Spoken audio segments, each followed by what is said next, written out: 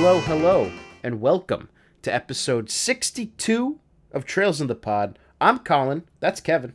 No snappy opening today. We are getting right into the meat of the main quest of Chapter 3 of Trails from Zero. Last episode was the side quest over the 4 days. We will be doing. That's not true. Kevin, last time we just did days 1 and 2. We still have side quests to talk about 3 and 4. Oh, yes. Last time was days 1 and 2. Today is days 3 and 4 of Chapter 3. Let's get into it. As you can see, ladies and gentlemen, we are on our A game tonight. Kevin, how you doing? I'm doing good, Colin. I'm glad that one, I don't have to work during a festival, and two, there's a lot of callbacks, people that we saw in the Liberal orc in these last 2 days. Some minor, like Lecter, some are a bit more big. More major, perhaps. Why don't we just jump into day 3 and talk about. We only had one side quest that actually mattered, which was this serial theft investigation. We kind of mentioned it last episode when I talked about, or I tried to attribute racism and imperialism and colonialism to somebody's assholish behavior, which is not falsifiable, but is probably an overreading. And I mentioned that there was this quest in which a bunch of punks from Calvard would come and steal stuff for the thrills. And we have landed on that quest. Kevin, what did you think about this quest? I thought the mechanics were, interesting, fun. We went all over the city, forcing you to talk to people maybe you would not otherwise, the food vendors. I don't know how often players talk to them if they don't, or how often they buy food from them, as opposed to making it, buying recipe ingredients. So that was good. Anything that I think that makes us or encourages the player to go step out of the comfort zone is a good thing. The actual side quest itself, it was fine. Okay. A point in its favor, there's no combat. I like it when again, you don't go to A, kill monster or kill gang or whatever, then come back. So that's good. But it's kind of, there was not much memorable to the actual content itself, I thought, as opposed to, say, the mechanics or the context. But I am interested in hearing, what you have to say about this angle that you mentioned last episode, and you can delve into in more detail now. Well, you could say that, but I don't think I'm going to be able to dive into more detail. I think that this quest is interesting in the fact that it shows that these two kids come, they feel like entitled to be able to steal from people. It's, rich kids going off to Europe and doing stupid stuff for kicks, for shits and giggles, because they're in a foreign country, they're not held nearly as accountable. And certainly the laws in Crossbell that we learn about from this quest explicitly just give Calvard citizens and Erebonian citizens a slap on the wrist. I hate this phrase, to further evidence. It does provide further evidence that the laws in Crossbell are intentionally light on foreigners, meant to underscore the fact that Erebonia and Calvard have them under their soft power thumb. But I'm not sure how significant that is the more and more I think about that, because we already know that. I'm not sure what we learned new from this side quest, other than just reinforcing things that we already knew. And maybe that's the point. I'd be interested to hear your take on that. Does every quest have to tell us something new? But I don't think this quest tells us anything new. So let's break it down into two components. One is there's something new in these aspects that you have outlined. And I think you are correct in that it isn't. It's reinforcing. Two, is this good? Is it desirable? Is it neutral? Is it a negative? So I think a recurring theme of this game is Crossbell's very tenuous position between the two larger imperial powers, the neighbors. So I don't think that these reminders of the nitty gritty, how at the mercy they are, even in these minor cases of petty theft, even in something as internal as the criminal justice situation, the system of Crossbell. It's a playground for foreign playboys to come cause a scandal and get off with minor or Mm-hmm. almost no consequences. It's different in the angle it focuses on, if that makes sense, how it's small and petty. So I think from that perspective, it's this familiar leitmotif, the recurring theme in a new Yeah, yeah. arrangement, in a new system, a new setting. So that I think works. It's interesting because, well, I think it's interesting. I know that you don't like the multi day structure of this chapter, or at the very least, you say that it was unsuccessful. And one of the reasons why I'm actually a fan of it is because I think really in this chapter you get a sense of what it is to live in Crosspell because you have to deal with so many mundane tasks. And this is one of them, right? This is the police acting qua police, not saving the world, not fighting supervillains, just dealing with a petty crime that, your everyday citizens in Crosspell would experience, are experiencing. And from that standpoint, it does lend texture to the city that we're inhabiting in this game. And for me, that's a huge strength of the chapter. And yet, when I turn to talk about this quest individually, I find that there's not much to talk about, and therefore I'm inclined to call it uninteresting. But I wonder if it's one of those things where the impact of the quest is greater than itself, that it instead contributes to building this world by the very fact of its banality. That I can see and agree with. But my question for you then, so do you think if this helps the multi-day structure because of the banality that it wouldn't be as effective if it was what 1 day or 2 days as the others have been? I think I have to say yes to that. I think that the whole reason why this quest works and why a lot of the other quests work, including a quest that we basically skipped over last time, right, clearing out the mine. The reason why those quests work as a whole is because their banality and not mendacity, being mundane, it contributes to the feeling of living in Crosspell. And I think that if we had only had 1 day or 2 days, and then you had a bunch of these nothing quests, then we would just write them off as boring. But what we have here is that the pacing goes, you do a little bit of banality, maybe there's a fun interaction there, then main quest. Then a little bit of banality, maybe a bit of a fun interaction, main quest. Banality, main quest. Banality, main quest. If we shrunk it down into 1 or 2 days, then what would happen, unless something drastically changed in the structure, it would be a massive amount of banality, a massive amount of plot, a massive amount of banality, a massive amount of plot. And I think that you would have more problems with the structure with the structure and pacing of that order than what we have here. Fair, fair, fair. Let me counter with something for you. What was the main quest of day one, for example? That felt kinda banal, if I'm being honest. I agree that it feels banal. I'm not going to say anything more about it. Do not see how it could be interesting, unbanal. What say you? Day two, I can see where you're going, seeing Jonah, the developments with Kitty. I can see that. It felt, yeah. So that. Well, plus the interaction with Tio. Maybe I'm warming up to the multi-day structure. Why don't you tell me your actual? It seems like this is a good time to just talk about it because we pushed it off last time. Now that I've convinced you that it might be a bit better than you thought, what were your initial thoughts about it? Because we've been disagreeing.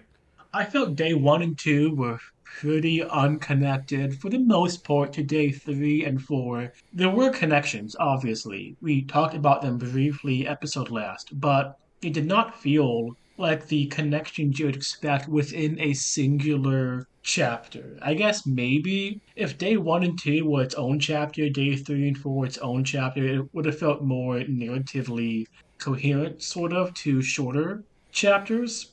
It's just more that obviously day three and four they feel they run into the other. Then it's through then we get the invitations to the black auction. Day one and two, it's more we learn of the existence or the rumored existence of the black auction. Mm-hmm. And that feels a bit too thin of a thread to follow for the first two parts, for the first half of the chapter. See, this is interesting because I think it's fair to say that the developers see the events of the first day to be important enough to put it in the main quest, right? Finding Joaquin Gunter was not a side quest. We had to do it. And if we just had a chapter of finding Joaquin Gunter and then helping Jonah hack Kitty along with Tio, and the chapter ended right there, I don't think that you would be a happy camper. You would be yelling and screaming about how an empty, nothing chapter it was. And then 3 and 4, days 3 and 4 would have some meat to it. And you'd be like, okay, well, this is a bit of a return to form. But I could even see you then saying, why wasn't this all one chapter? You cannot criticize hypothetical Kevin for I just things he did. has never and will never do. That's what you can't do it because it's not true. But in the straw man that I've created, you have a completely illogical reaction. No, but what I'm trying to say is that I don't think that days 1 and 2 have enough substance to really hold up as a chapter. I think that if we had played 1 and 2 as its own chapter, we would probably decide to push forward and play days 3 and 4, like we have done before in like Trails the Third or in certain aspects of Trails SC, where we would combine a chapter or two because there was no substance there. But the substance that's in days 1 and 2 is deemed important enough by the developers for it to exist, so it's got to go somewhere. So Tio, Kitty slash Ren, Jonah, the Epstein Foundation, what was going on before she went to the foundation, that I get. Gunter? I mean, it has to be something with the hospital because he is as interesting as watching paint dry. Fishing is even less so. You know, there's a quest that you can do on day 4 that requires you to fish, and I don't think that you even knew that it existed. Thank God. So let's talk a bit about day 3's main quest. There's two of them. The first one, the SSS teams up with a bracer to help go save some dumbass tourists who decided to wander onto an ancient battlefield after having been told by the locals that it was dangerous, and they decided to do it without any weapons or protection. What did you think about this quest? Any particular thoughts that popped up? No, I thought we should have let natural selection run its course. I imagine that we will be seeing the battlefield place again. It felt way too involved and deep for a one off. We get more hints at the deep past of the Crossbell region and feels like it was there to whet our appetite. I mean, it's certainly not the first time that we've been to a medieval inspired place, which is even older than any place that we've been to in Liberl, right?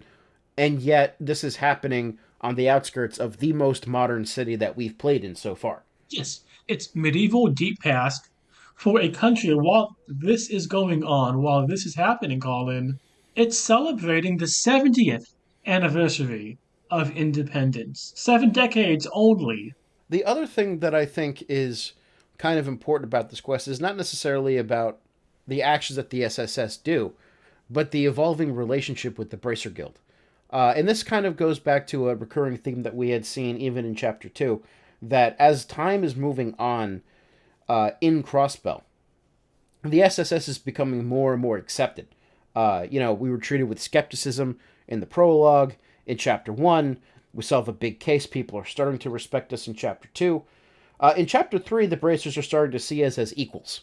And granted, we are saved by Arios MacLean. We're saved by Arios, but he goes ahead and gives us credit, whereas the first time, he didn't. And to me, this seems like a recognition on his part of the value that the SSS brings to Crossbell. What did you think about that scene? It feels like the midpoint of a longer arc with Arios. I cannot believe he'll only be this figure that flits in and out. He'll have a longer, bigger part to play. There's his daughter, Shoshana. God damn it, dude. Do you just write bad names so that you have them whenever you want to talk about Shizuku? Okay, whatever. I'm sorry for insulting Sylvia, but it feels like maybe something happened with her and Dr. Gunter to make him main quest worthy? I don't know. And Arios feels a bit of a foil to Cassius. Maybe he's evil, like the evil anime stock figure, because you can really go wrong thinking what's the tropified anime JRPG explanation. Like all the way back to game one, Joshua is a child assassin, which I was very close to getting, but You were close. You weren't quite there, but you did get close. And then I had to hold my tongue the entire season to not tell you that you were right. But let's be a. more serious note, he's not that petty because he does acknowledge our credits, acknowledges what we do. I don't know. I think we'll see more of him. In all seriousness, if you are going to rely on the trope prediction, well, first I should ask: is your prediction that Arios is evil a serious prediction or not? Can I say he's not the goody two shoes he is presented as, and that he portrays himself? There's something he's hiding. I'm not sure if it's quite evil, but there's more he's not. He's keeping hidden. Is that specific enough? Is that yeah? I'll tell you what I told my students in our meetings today. I'm not here to test you. I just want to know what you think. So if you think he's hiding something, what do you think he's hiding? I don't know if it's quote evil end quote. Maybe it's something to do with his daughter. I don't think there's enough to do anything more than wildly speculate or guess. But I don't think he is all that he appears. He's too much of a symbol almost. And synonymous almost with Crossbell. And what has the game Fair been enough. hammering home to us about Crossbell? There's Hmm. something lurking underneath, and a lot of the citizens think it's something rotten. So I would not be surprised, warming up to my thoughts, if the man who is almost the personification has something similar. What you're saying is there's something rotten in the state of Crossbill. Yes. Well, we will hold that prediction for now. Do you have anything else you want to talk about with the Ancient Battlefield before we move on to talk about my namesake? No. Let's talk about Ren. Yes, my name is Ren. That's funny because I said my namesake. I want to talk about Colin. At first, we get a standard question. A kid has gone missing. But Colin, who is it except the son of Sophia and Harold? Colin of the red hair. Yes, Colin Hayworth. Not to be confused with Kevin. We finally have my doppelganger, who happens to be a child. Go in order. So we go to the entertainment district. We meet them, the parents, and we have to search for Colin in different parts of the city, different quadrants, different quarters. I think we meet them in the administrative quarter. Yeah, that's what I said. We meet them in the administrative quarter, and we have to search for Yeah, Colin totally. in different quadrants, different quarters. The actual searching, I think, is kind of boring. It's I actually found it kind of frustrating. I was not the fondest, but some of the comments that people made and what Sophia and Harold made, and I wrote them down. It's it's something. So at this point, I don't think the game has told us their Ven's parents. Is that correct? The game has not told us, but you should probably have figured it out with previous context from SC. I'm not entirely certain, to be honest. It relies on that picture. Well, it relies on the fact that Ren had made doppelgangers of characters that looked exactly like the Hayworths, and I'm pretty sure were named the same too. Two minor characters before you had a reason to suspect Ven was someone important. I mean, but they. No, I gotta say, man, I disagree with you. They had portraits to begin with, and Ren was revealed to be very important by the next chapter. And it's not like these characters are not distinctive. They have purple hair, or at least the husband does. I think it's pretty easy when you first meet them to be like, huh, something's weird here.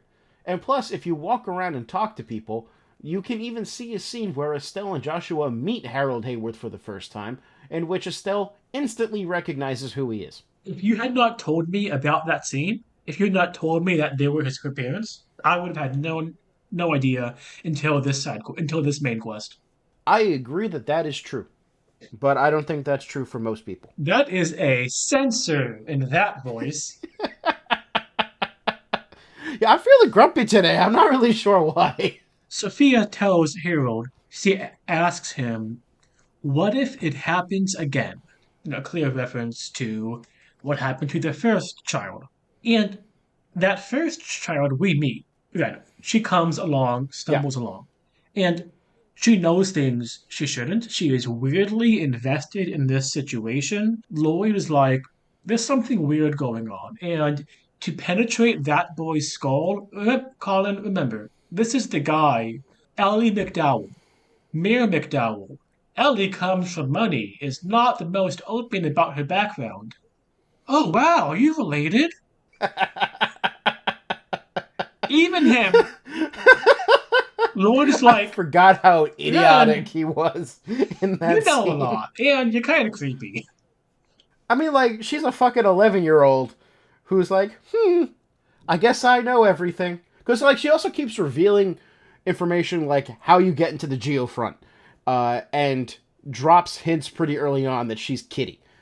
Like, she's clearly exceptional, but she also has appeared to be exceptional to the SSS since the time that they meet her. They just don't know why or the extent to which she is exceptional. You mean outside the set of a horror movie that if they went in was sure to make them the unwitting cast who gets killed off in the prologue? Yes. Now, if I ever see somebody that looks and talks like Ren, I am shitting my pants and running away. But one thing I found really interesting when among the people that we talked to is Mr. Grimwood, the lawyer. And tell me if I'm reading too much into this.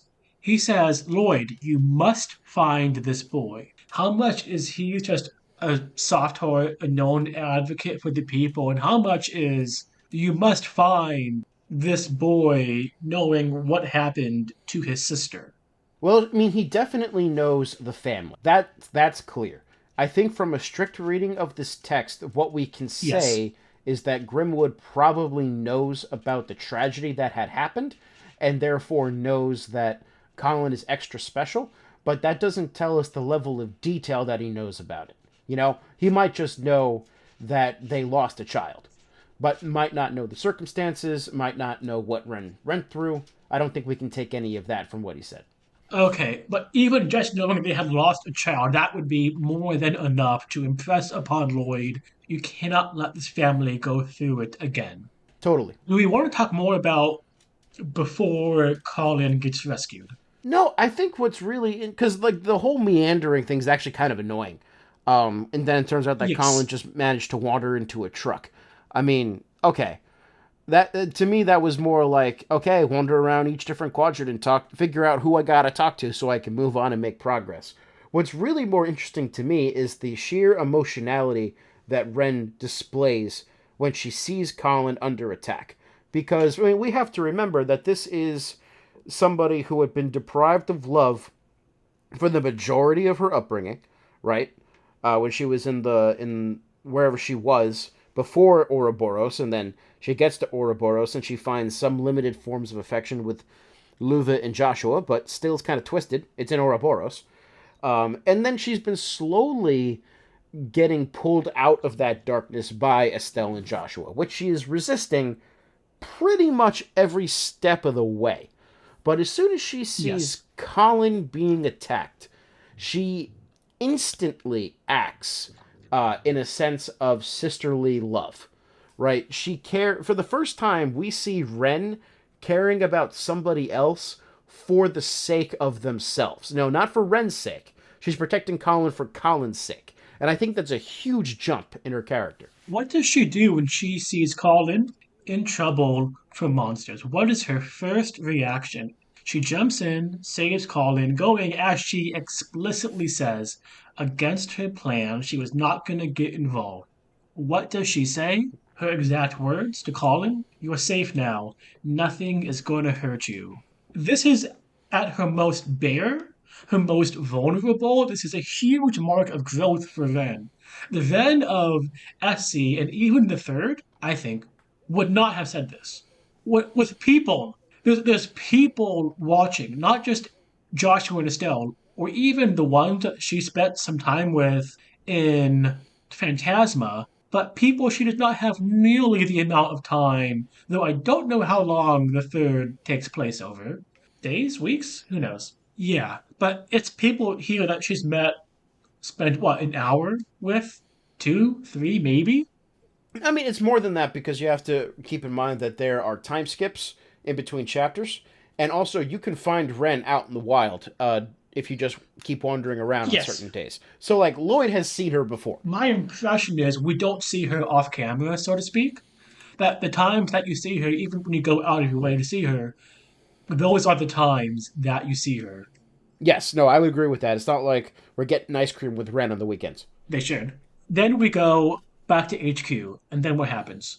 Yeah, so at this point, Ren knows who her parents are, admits to who Colin is, and tells Lloyd who Harold and Sophia are to her, and then hides because she doesn't want to meet her parents.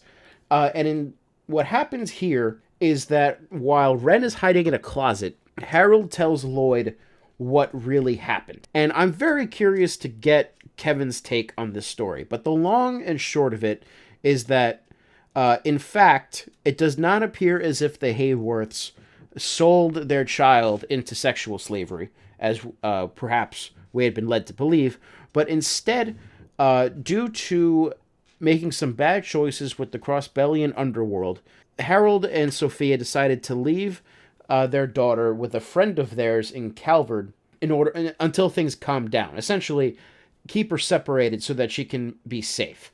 And then when they managed to get things to calm down, and they went back to pick her up, they realized that she wasn't there anymore. And it was at that moment that they realized the horrible mistake that they had made. And I'm curious to get your take specifically on this particular episode. It makes them, not the scum of the earth who should be instantly executed. It does not absolve them. The negligent, poor decision making.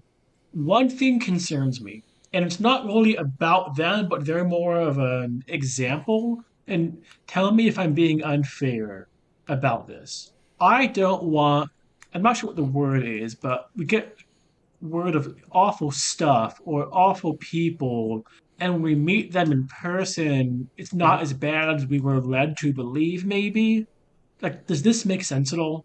Well, I'm not sure how much horrible things we were actually told about the Hayworths. What we saw was a picture of them having another kid with Ren seeing them out in the distance and her being told that or thinking that they abandoned her. But that's not necessarily the same as us being told that they did a terrible thing. We're led to believe that, which is different. Anyone tell us they sold her into slavery, or was that something that I hypothesized? That was something that you hypothesized. Okay, so the textual evidence is then a lot less gruesome for their involvement. For their involvement. I will say that the textual evidence, even in Stardoor 15, does not explicitly say that Ren was kept under sexual slavery, but rather it is a implication of the words that then leads us to that conclusion. So that entire door is meant for us to draw these kinds of conclusions, and then, at least in this case, the narrative is showing us that something else seems to have happened. It's not textual, and I think that's good that it's not literally textual. However, I think the not just the intended, but the most reasonable, maybe I'm going to go so far as to say the most credible, maybe even the only credible reading is that. Like I don't, it's not some hypothesis that could be true. Maybe if you read Sure. things in a certain way, I think at the bare minimum, it's the intended reading. Fair enough. No, I mean, I agree with you. I do think that the implication that it presents is the natural one. Absolutely. And even here, after knowing all this, they are still not going to win the Parent of the Year award. Here's what I am thinking about it. And it's perhaps unfair to them because we don't know their family background. But, No, like, okay, if I'm going to give up my kid for a year because it's in their best interests, you know what I would be doing, Kevin? I would be taking my baby to their grandparents, whether it be my mom or my dad, just depending on their individual situations. Or perhaps my sisters. If I had a brother, maybe a brother. I wouldn't necessarily be giving him or giving my kid to a friend. Now, granted, there are different degrees of friends. You know, there are friends in my life, of which you are included, if you didn't know, that I knew that if I had a kid that I needed somebody to watch over them, that I would trust them with, you know, you or Matthew or whatever. But also, I wouldn't do it for a year. I would do it for like a week, maybe. That is a mistake for me, Colin. Man, you actually have something that resembles a house. At our age, in our educational level, that's a pretty big deal. I wouldn't trust me with a kid. So that is interesting. The lack of the extended familial support system. And I feel fairly confident they have not mentioned, oh, we're only siblings, or only children, or our parents are dead, or whatever. Or maybe it was if they went to the family, that would have been, they could have more clear trail for the mafia, for the underworld gangs to follow to get to the kid as collateral. No, that's true. That's definitely a good point. But for whatever reason, they don't. It gets burned down. Ren gets kidnapped. And Lloyd all but tells them, or they all but figure it out, it's Ren. I mean, I think Lloyd already knew at that point. No, I'm like, he all but tells them, Sophia and Harold. He definitely heavily implies it. I'm not sure how much. Well, I mean, Harold does start to say something, and this is the weird thing. And they explicitly say it. In order to rationalize the mistake that we've made, this daughter who we assume is dead, we now sometimes think that she is a spirit that's coming to help us. And it's only in this moment, it's true, That's kind of worse. except that she is helping you while also avoiding you because of the pain that she has been going through on account of your inaction. Or rather, on the account of your mistaken action. At the end, when they get very circumstantially horrid evidence, she is alive in Crossbell and maybe even in a geographic proximity. They, correct me if I'm wrong, they turn it about themselves. It's kind of narcissistic, if you get me. Yes, they do. They don't. No, exactly. Because they don't say, like, oh my god, we have to go find her, we have to apologize. They turn it into our dead daughter is an angel who's looking after her brother, who's looking after us. Thank Idios. And that is a bit selfish. But also, I mean, while Harold and Sophia have been, I would say, good people, they are certainly self centered people. Um, Mostly seemingly consumed with the guilt of their own actions, to the point of everything is about them. You know, whenever you talk to Sophia and Harold, it's about what they are doing, it's about the guilt that they're feeling, even if it's an undertext, or about how pious they are going to church. I'm not saying that you can't go to church and be a selfless person, but it is certainly an aspect of the guilty to turn to prayer as a means of atonement, which is still another form of self-centeredness, because you're not praying for the sake of God, you're praying for the sake that God will forgive you. And I think that we see that a lot with the Hayworths. It's a prominent self flagellation that is talked about in the New Testament as a kind of narcissism. I mean, these specific intercessory prayer. Well, I got thoughts about that, but we don't need to turn this into talk about prayer hour. There's a couple of really cool things I want to point out about dialogue. Ren says she's a Sure. master manipulator. Lloyd's like a lost kitten, confused where she is and where she should go. And so Ren leaves. She does not stay to meet with the parents. And three members of the SSS are like, why? What the fuck? They should talk. Randy has a great line, I think. I thought it was great about showing about him, about how he views the world, the line in isolation. They don't get a vote in this. This is Ren's choice to make. And it's really perceptive. And it just builds onto the Randy is not a Yeah. thug, not the brawn. He is really there's a lot going between the ears. And this is a really key example. You know, Randy has the image of being like this happy-go-lucky playboy. He's probably the most mature person in the SSS. Incredibly so. This line, he's 1,000% right. Whatever opinions they have about what Ren's doing, what she's done with this, how it relates to her parents, that's for her to decide what to do, and then accept what comes. I love Randy. Randy's my favorite character. At least in the Crossbell arc. Maybe not the whole series, but close up there. And we learn a lot more about Randy on the fourth and final day. Because, Colin, what's the Yes, we best do. But place for introspection except a theme park?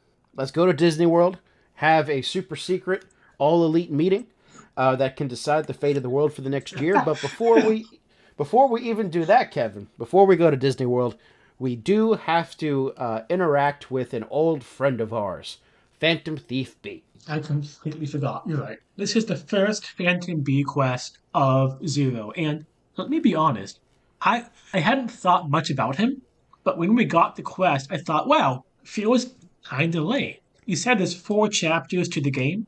Yeah, but I think I'm wrong about that actually. Shit.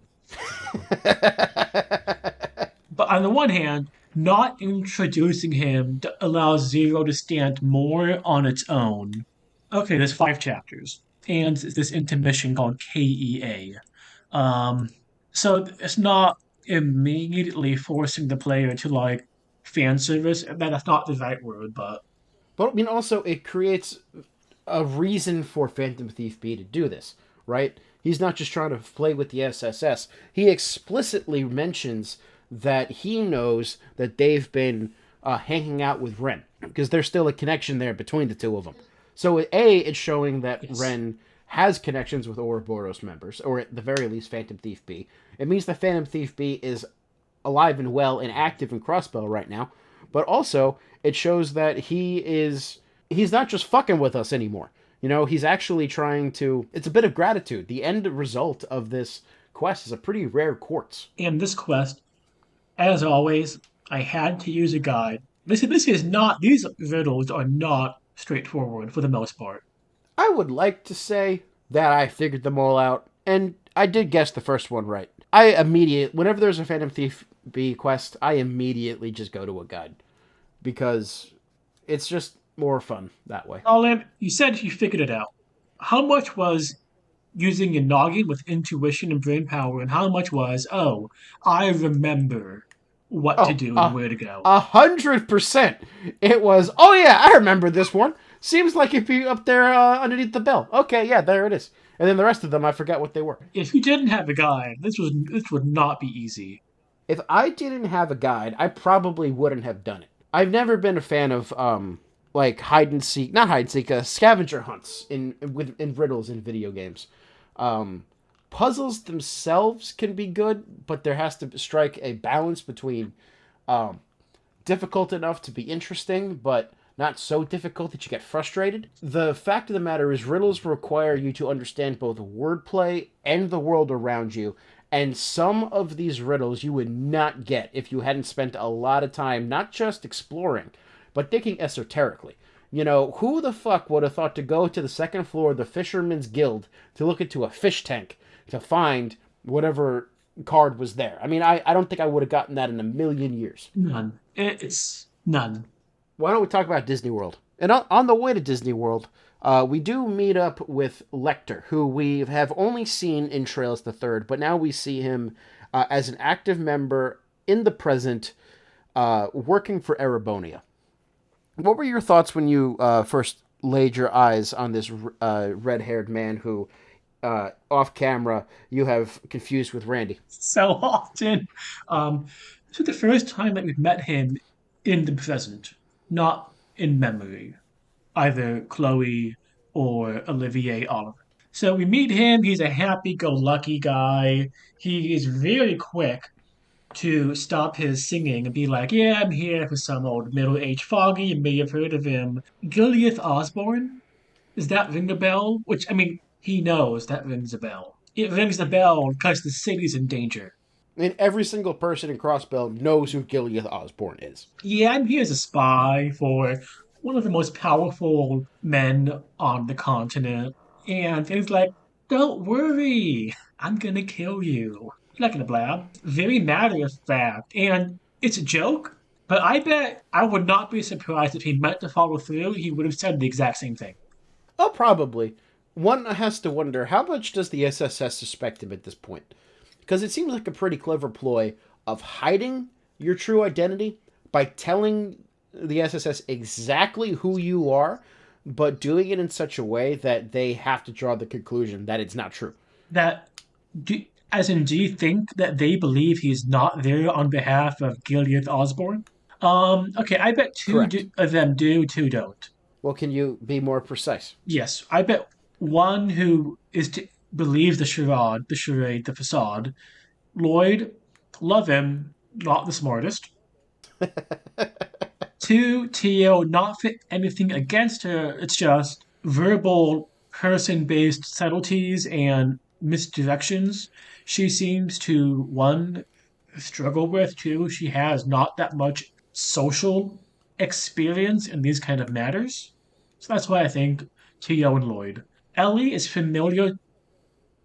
I was going to say, whereas you think that Ellie and Randy have like the street smarts or the political sense to really read between the lines. Randy has the maturity, has the I think a fair bit of similarity to Lecter. I bet he would think. Just because they're both ginger doesn't mean they're the same I person. bet he. I would not be surprised to see Randy do that same ploy. Situation was reversed. Ellie, political, upbringing, knows how to go these social graces. So that's why there was two. But I bet Randy saw through and said, "Yeah, this guy, he's really here on behalf of Osborne." Also on this boat is Killick. She is much better about being in cover with a plausible story Like, I don't think the SSS suspect Killica at all. because she has a reason for being furtive and at this secret gathering. I mean, what she claims.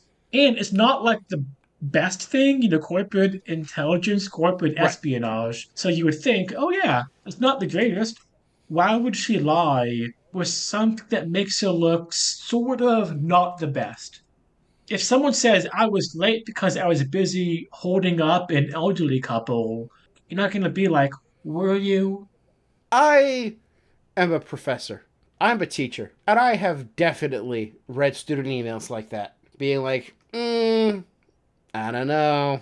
Like, as in you think them and managing something bad makes it more likely they're hiding something even worse? No, what I mean by that is that if students tell me that they're sick, all of a sudden I instantly don't believe them. Unless, like, it's very convincing. Which is not. Oh no, I meant like that's different than here. And I think the Okay, distinction but like I matters. guess what I'm saying is that if you got an email from a student who said, dear Professor Bloomfield, I didn't come to class today because I was working for charity. Like, don't you think? I mean, you especially would not believe them. And I would not, but Kilnica's stated reason, her cover, it's not great. Corporate espionage, theft, that makes it look kind of bad. That's what I'm saying why they believe it. When does she say that she's engaging in corporate espionage? Times when she's talking to the gang about her cover as like head for some conglomerate. Was that espionage? I thought she was just there to make connections. I thought it was espionage. Maybe this is yet another instance of Kevin. Well, I mean, and that's why I'm bringing it up because this is not ringing a bell to me. But it's been a couple of days since I've played, and I don't have the text in front of me, so I'm not like calling you a liar like I was the last time. I'm just flagging the possibility you might be making something up, Well, I believe it. So and your feelings are valid, Kevin. thank you. So, being espionage agnostic, what did you think about the Michelin stuff? I gather that you did not do the secret quest in which you have to run around to find 5 different engagement rings, only to find out that this guy's engagement ring had been eaten by a fish, and then you had to fish it out. But you probably have explored, Michelin, because you kind of have to. And you've gotten a vibe for the place. I mean, it's cool. I think it's just weird to have the equivalent of a sketchy Davos forum at Disneyland, you know? I think what's even weirder is not just that it's at Disney World, but it's also like, well, I guess we can't say Kevin McCarthy anymore because we don't have a Speaker of the House right now. But for sake of argument, if Kevin McCarthy's mansion in Disney World is where the super sketchy auction for the world happened every year, like that is a level of corruption in the open that I don't think that we even see in America. Or if like You know the Hamptons? Yeah, I was there for a funeral a couple of weeks ago. If they built Disney World in the Hamptons, because it's like these mansions were here first. This was an elite, high status, wealthy residential area. Yeah, that's true. The IBC, I believe, bought the island and then built Michelin on top of it as a money saving venture. Not money, a money making venture. So again, Disneyland in the Hamptons. It would be like if Disney, and I'm going to keep saying Disney World because it's superior to Disneyland.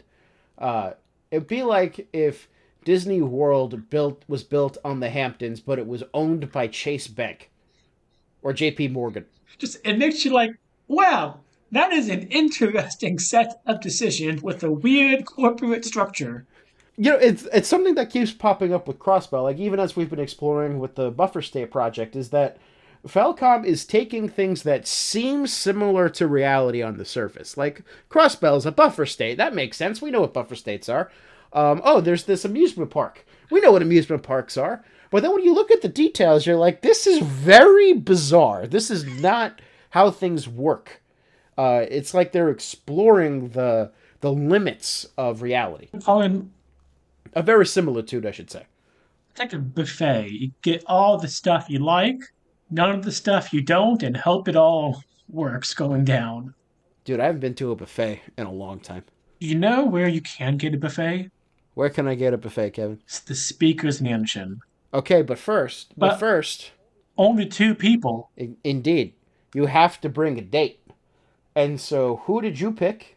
I think you picked Tio. Oh no, I picked Randy. I was hoping that you would pick Ellie because I picked Randy this time. No, I picked him for gameplay reasons. I wanted his blindness, that craft of his. Yeah, yeah, Crash Bomb.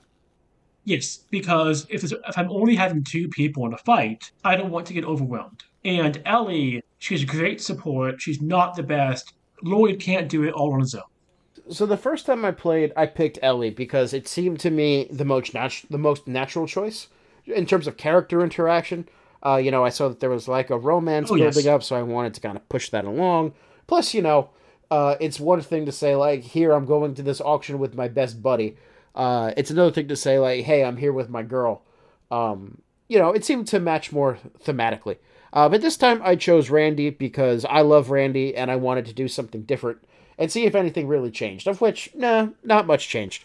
I did not pick Tio because I gotta be honest, Tio's like my least favorite SSS member, and so I didn't really want to spend more time with Tio. yeah, I get that. She's not my favorite either. Who is your favorite? I think Ellie and Randy are tied. Randy really jumped up this chapter. Well, while we get in there, while we're in the speaker's mansion, we see a couple of familiar faces. Ismelda, the owner of the antique shop, we've seen her. We also run into Wazi. We run into the Mafia people. And we also run into Mariabelle, who claims that she had been pressured enough to actually attend, so this year she's going to the Super Swanky exclusive auction. We see We also run into Yin. we see the speaker for the first time. We do. We do. We've heard of him, but we hadn't seen him until now. And we see Risha, or Yin in this case, but we know dramatically that it's Risha. One thing I want to say about Lecter on the boat. He quotes Shakespeare. He says, "They say heavy is the head that wears the crown." It's a Shakespeare quote, so it's meant to make Sure. him seem literary, Sure. well read, sophisticated, educated, and all of that. But what is the meaning behind that quote, Colin? Heavy is the head that wears the crown. Um, it has been a long time since I've read the history plays, so I forgot. Being at the top is hard and it's isolating. And you wouldn't expect something a bit that astute or even kind of like cynical how lonely it is at the top from this glorified playboy. But like we've seen, there's more than meets the eye to this redhead. I know that Lecter is certainly deeper than. Like, even from the time that we meet him, it's pretty clear that he can do things that he shouldn't be able to do. Like talk to Zeke, for instance. Maybe he's a ghost. Spooky Halloween episode. Yes, it took us a full hour to reveal that actually this is our Halloween special. Is there anything scarier than human trafficking? I'm not going to answer that question, but I just want to acknowledge the reality that human trafficking is scary and wider spread than we think it is. And apparently, the police are doing it too. Yeah, we see a girl that's like she's being auctioned off.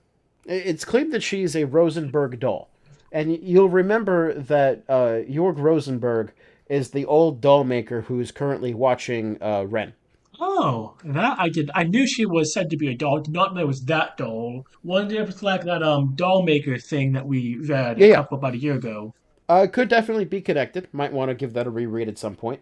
Also, note that Maria Bell has consistently said that she is a big collector of Rosenberg dolls. Oh my God, she's a human trafficker. So we don't really know much about Rosenberg dolls at this point. Kea, that's the girl's name is Kea, which you've now seen at the chapter heading of the intermission. She does not appear like a doll, right? She appears like a little girl, except that she has green hair. You have to fight your way out with the chosen party member. It was easy, and I didn't find it that difficult. I mean, you also have to fight, like, Wazi's there too, so even if you had Ellie, you'd still Yes. have, like, two frontline units. How can we forget Wazi? But yes, I can never forget Wazi. I like how he basically man-whores himself in. He's a home wrecker. But, like, not really, because that dude had been cheating on his wife already. Shame, shame, shame. Lloyd, your date, Wazy, Kia in the background, giving buzz. It makes the fights pretty straightforward. And technically, there's a boss fight. You fight Garcia? It's not that difficult. No, And plus, that one, I don't think you even have to protect Kia. You have the SSS with no, you. correct. Then we get some exposition. Randy was a Jaeger. He's the son of a famous Jaeger, the Red Yeah, something. like the war god or something like that. He's like, what, 21, 20? So I had Randy's like I think he's 22, so he's pretty old. So, how did he have enough time to have a career in the crossbow guardian force and be a Jaeger, and then become a policeman all by the age of 21, 22? You know enough about Cold Steel 1 to know that Jaegers can start out pretty young. You know, they're not exactly adverse to child labor. It is. It's wild. What did you think about this revelation? Because, like, what I had mentioned before that there are certain scenes that kind of hint at it pretty heavily in the optional dialogue, but I couldn't obviously tell you that this was what it was hinting at. But even in the main scenes, it had been pretty clear that something was going on with Randy. But did you guess the Jaeger connection? I did not guess it at all. I mean, I had talked a couple of times. He's hiding something. He knows more. He sees. He observes more than he lets on. I did not guess the Jaeger connection. I thought Underworld because that's what I Yeah. associated Garcia with most. Some mob, and I don't think that was a bad reading. But it was pretty clear from the beginning that Garcia was ex-Jaeger. Oh, was it? Yeah, because they've mentioned it. Man, I am the ideal player. I am amazed at the most minor things. You're like, wait a minute, those are Ren's parents? No way! I unironically believe, Colin, most would not have guessed until it was all but spelled out. Listeners, let us know. Trailersinthepod at gmail.com, at trailersinthepod on Twitter/X. Did you guess? For as long as we're Did still you on it. guess about Ren's parents? Or were you like me? Guys, this is a man who on air I said that if I ever had children, I would be willing to let him watch him. So you're really standing up for yourself, buddy. I'm curious to see what people think, because I do not think it was obvious Randy was a Jaeger, and I don't think it was super obvious Sophia and Harold were his parents, unless you saw that scene in the cathedral. But Colin, I don't think it was obvious that Randy was a Jaeger, but I do think that Sophia and Harold is obviously Ren's people parents. go to cathedrals to pray, to get perspective on their lives. Why don't we get some perspective about the chapter as a whole? Yeah, but Kevin, you don't need... Sure, but first I want to finish my point. You don't need to see them at the cathedral. You just need to remember that you've met them before in another game. I had no memory, and Colin, we did that in May, just in May. Sure, but Kevin, the main reason why you didn't remember is because when we first talked about that chapter, you instantly ignored Ren. Uh, much to your detriment, as you realized later, but that's why you didn't remember her parents, because you didn't think Ren was important. I remember you had to prompt me about the purple hair girl, and I'm like, who? And I did, yeah. that must have been just how the fuck did he not notice one of the most complex characters of the games? It's almost like it happens multiple times. No, I am perfect. I don't need to go to a cathedral perspective. However, I'm not perfect when it comes to the Kaseki series. Overarching thoughts. What's your impression on the chapter? Yeah, I mean, I think it's a good chapter. I think that its strength lies in its pacing, and by that I don't mean it's the most exciting chapter, because it's not. The end is like, it has enough there where you're like, oh, that's really cool with the Jaeger reveal. The Kea reveal is interesting, but you don't know enough about it yet to like be like, oh, this is important too.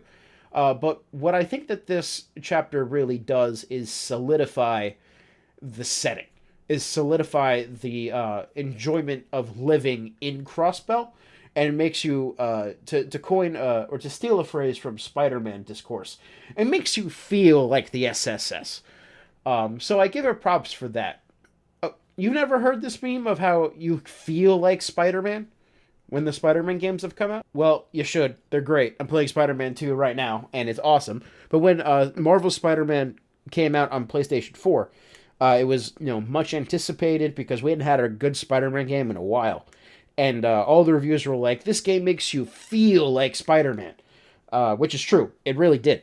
And so that's what I'm kind of playing off of, by saying this makes you I feel thought like the the SSS. last 2 days really elevated the chapter as a whole. One, two, I'm not so strident in my belief on the unworkability of the structure of the chapter with the 4 days. We got some great character work. And three, Kea, I don't know, is she Idios or Crossbow Soul, Guardian Spirit, whatever. There's going to be something weird going on with her involving time shit or magic or whatever. I'm convinced of that. I have nothing to base it on, but What I think is funny is that I have actually told you who this character was about a year and a half ago, way before we thought about doing this podcast. And I don't think you remember. yes, I do. No, I don't think you do. Yeah, the But you're not supposed to remember, so don't try so hard. only time you have said Kia in our conversation was October 17th, in the full history. In the recent past, yes. I'm searching it now.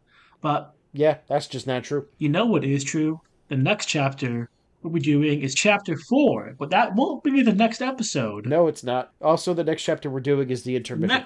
The next chapter we're doing is the intermission. And will that be one episode, 2 episodes, Colin? It'll be an episode, probably. Okay. And then we also need to decide what our next buffer state is, because we kind of have been talking about that. Cannot wait. Go more into buffer states. Cannot wait to learn more about who this doll is. See you next time. I'm Kevin. That's Colin. Thanks for listening, everybody. Bye bye.